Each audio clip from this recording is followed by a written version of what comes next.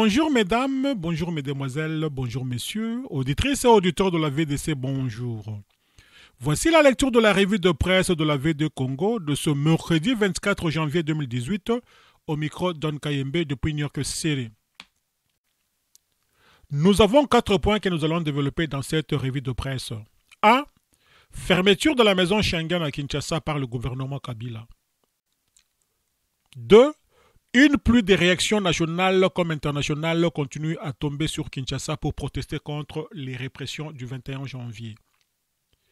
Pour le comité laïque des chrétiens, arrêter les actions maintenant, ce n'est pas respecter ceux qui ont sacrifié leur vie, faisant allusion aux marches pacifiques en République démocratique du Congo. 4.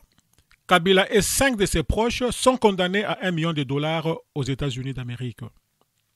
Commençons par le point 1, fermeture de la maison Schengen à Kinshasa par le gouvernement Kabila. Actualité.cd annonce, en réponse à la suspension de l'aide de la Belgique, la RDC envisage la fermeture de la mission Schengen.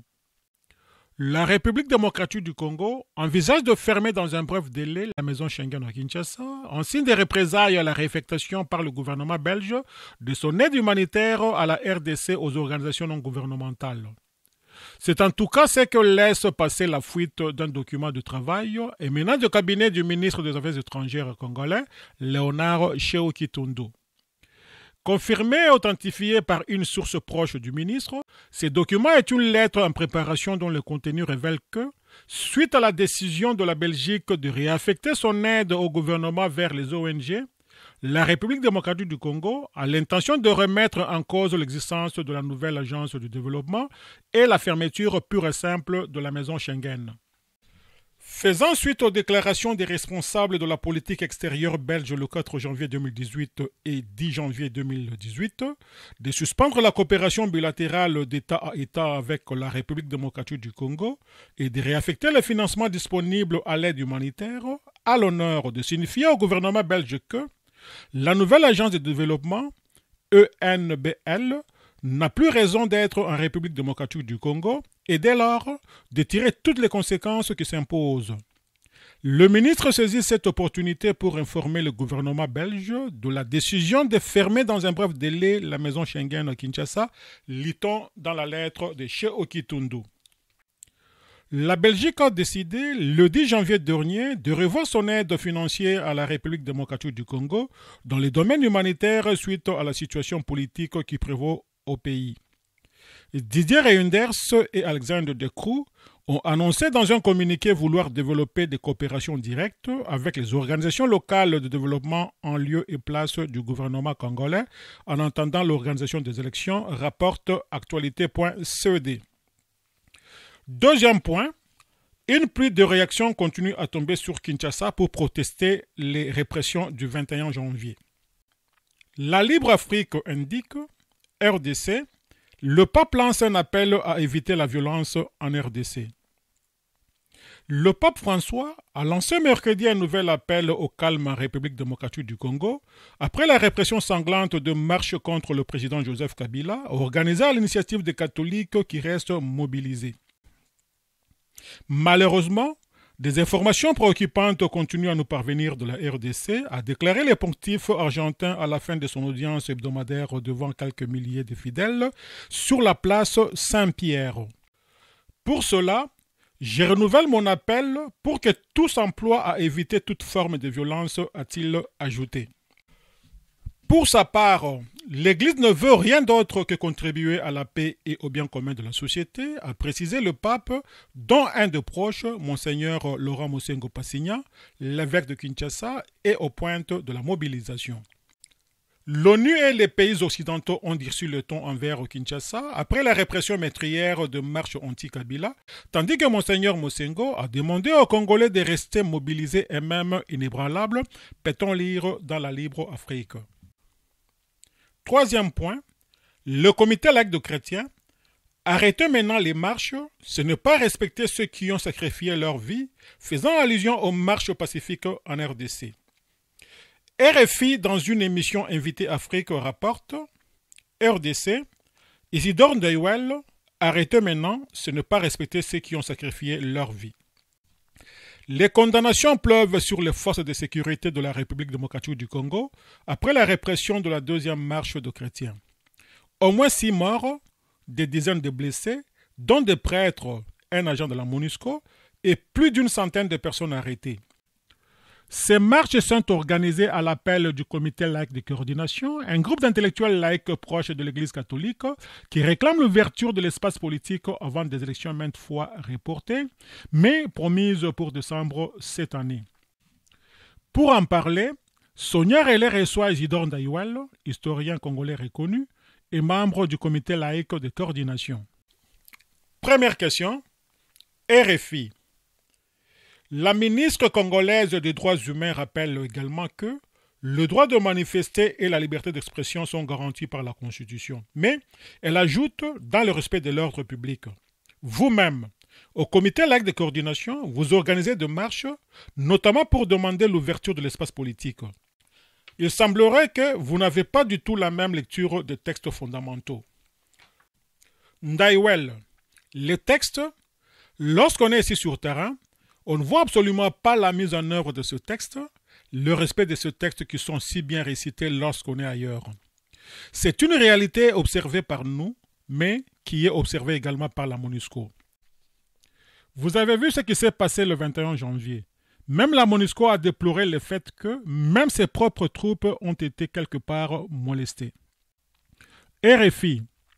La ministre dit également que les autorités n'autorisent pas vos marches, non pas parce qu'il y a une interdiction générale de manifester sur tous les territoires depuis septembre 2016, comme le dit le secrétaire général de l'ONU, mais parce que la police ne serait pas en mesure de sécuriser vos cortèges. Que lui répondez-vous?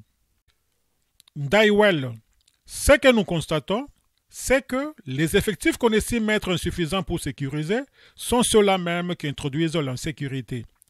Ce sont ces troupes. Les chrétiens, les musulmans, les kimbanguistes qui ont fait la marche le 21 janvier, comme d'ailleurs le 31 décembre, n'avaient pour seule arme que la Bible, le chapelet et le rameau. Voilà ce qui s'est passé. Il n'y a pas eu jusqu'à présent des discours contraires, des gens qui nous ont amené des preuves qu'ils ont vu autre chose. Les condamnations qui viennent de toutes parts sont significatives en elles-mêmes. RFI.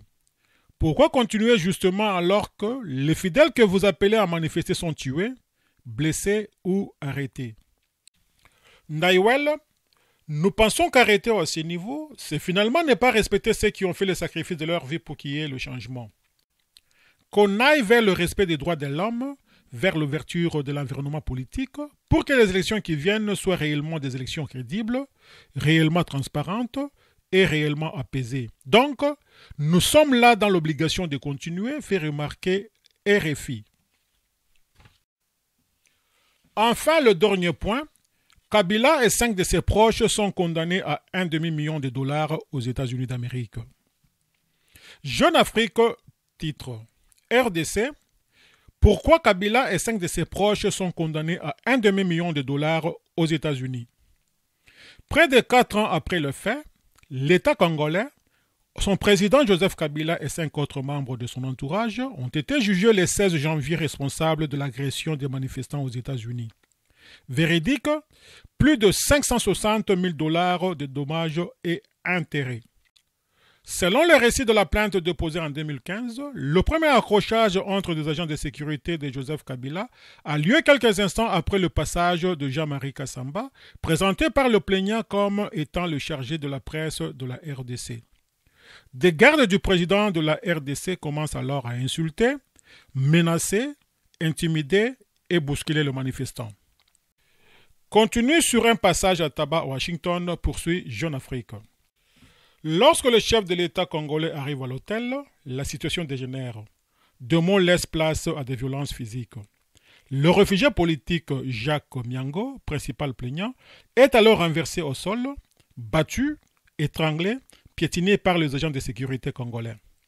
L'extrait de ce passage à tabac est filmé par un piéton et diffusé dans la foulée sur YouTube. Jacques Miango s'en sort avec plusieurs dents en moins, une commotion cérébrale, la colonne vertébrale et les coups cassés. Il s'est précipité sur l'escorte présidentielle pour agresser le chef de l'État. Les agents de sécurité n'ont fait que leur travail, maintient alors Jean-Marie Kassamba qui évoque la légitime défense. C'est en effet depuis le 22 mars 2017 que cette cour a acté l'absence des réponses de l'État congolais, de son président Kabila et des 5 membres de l'entourage de ce dernier, Jean-Marie Kassamba, Jacques Moukaleng Makal, Raymond Chibanda, Sam Peng Mbey et Séraphin Ngouège poursuivis dans les dossiers. 460 000 euros de dommages et intérêts conclut Jeune Afrique. Près de 4 années après le fait, la Cour fédérale du district de Columbia a reconnu le 16 janvier dernier les 7 accusés restant responsables de l'agression de Jacques Miango et de 2 autres manifestants.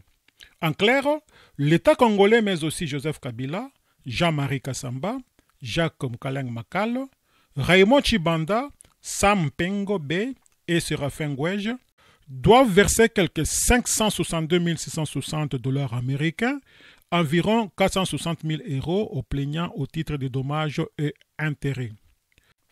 De son côté, Jean-Marie Kassamba, cité et condamné dans l'affaire, ne comprend pas la décision du juge fédéral américain à son encontre. Qui suis-je pour donner un quelconque ordre aux agents de sécurité du chef de l'État s'interroge-t-il.